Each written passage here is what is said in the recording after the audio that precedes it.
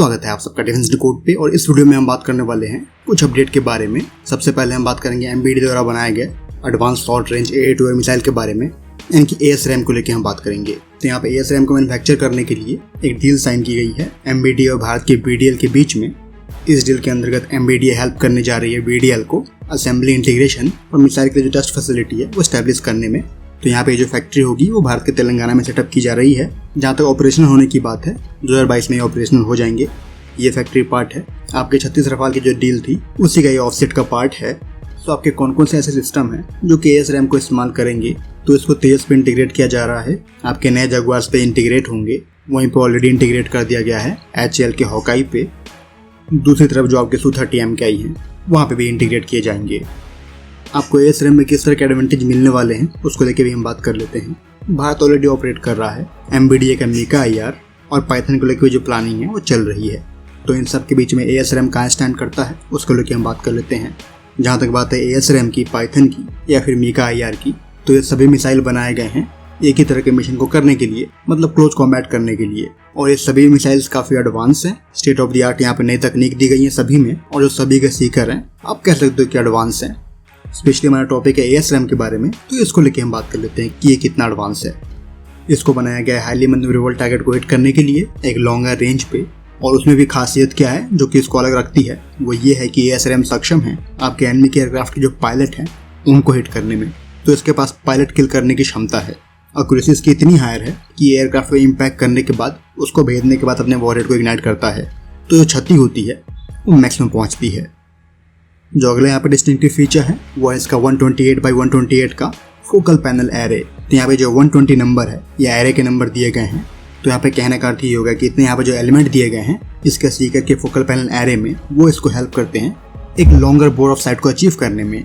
मतलब ये अगर आपके एयरक्राफ्ट पे माउंटेड है तो ये 180 डिग्री तक देख रहा होगा चारों तरफ सामने, और उस रेंज में कहीं से भी कोई भी एयरक्राफ्ट आता है तो ये इसको डिस्ट्रॉय कर देगा। यहाँ पे इसके हम सीकर की बात कर ही रहे हैं, तो ये एक IAR सीकर है, यानी कि इमेजिंग इंफ्रारेड सीकर है। काफी एडवांस होते हैं इस तरह के सीकर, मतलब अपने टारगेट की कंप्लीट पिक्चर बना लेते हैं जिससे कि इसको टारगेट को लॉक करने में आसानी हो जाती है। वहीं पे जिसका IAR सीकर है वो डुअल वेवलेंथ का इस्तेमाल करता है, मतलब LWIR और MWIR दो तरह के बैंड का इस्तेमाल करेगा, जिससे कि कहीं की जो क्लैरिटी है हर तरह के वातावरण में वो यहाँ पे क्लियर हो जाती है।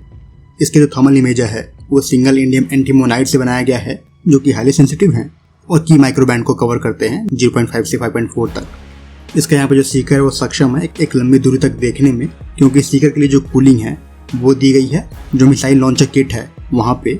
यहाँ पे इसके सीकर को कूल करने की जो रिक्वायरमेंट होती है टेम्परेचर की वो 80 केल्विन की है। और जो कूलिंग के लिए एलिमेंट इस्तेमाल होता है वो हेमेटिक जूल थॉमसन आर्गन होते हैं, नाइट्रोजन हो सकते हैं या फिर गैस रेफ्रिजरेटर हो सकते हैं, जिनको आप अम्बिलिकल केबल से फीड करोगे सीकर में। और ये जो आपके अम्बिलिकल केबल होंगे ये लॉन्चर से आ रहे होंगे, जहाँ पे बैटरी दी गई होगी और डेटा लिंक दिए गए होंगे।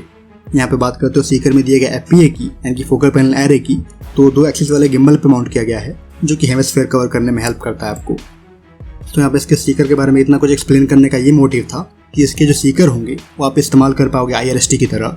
मतलब आपके किसी एयरक्राफ्ट में IRST नहीं दिया गया है तो वहाँ पर अगर पायलन पे ये मिसाइल है तो ये 70 to 80 किलोमीटर दूर IR सिग्नल को सर्च और ट्रैक कर सकते हैं। तो टेक्निकली ये आपके IRST की तरह ही काम करेगा, क्योंकि यहाँ पे जो कंटिन्यूस कूलिंग है वही पहुंच रही होगी अम्बिलिकल केबल के द्वारा। तो आपके जिस एयरक्राफ्ट में IRST नहीं है वहाँ पे आपको हेल्प कर देंगे। तो यहाँ पे डेटा लिंक दिए गए हैं जिसकी वजह से जो इसके सीकर होंगे वो लॉक ऑन बिफोर लॉन्च तो करेंगे ही, मतलब जो सीकर होगा वो टारगेट को खुद ही देख रहा होगा और लॉक करने में उसको सक्षम होगा।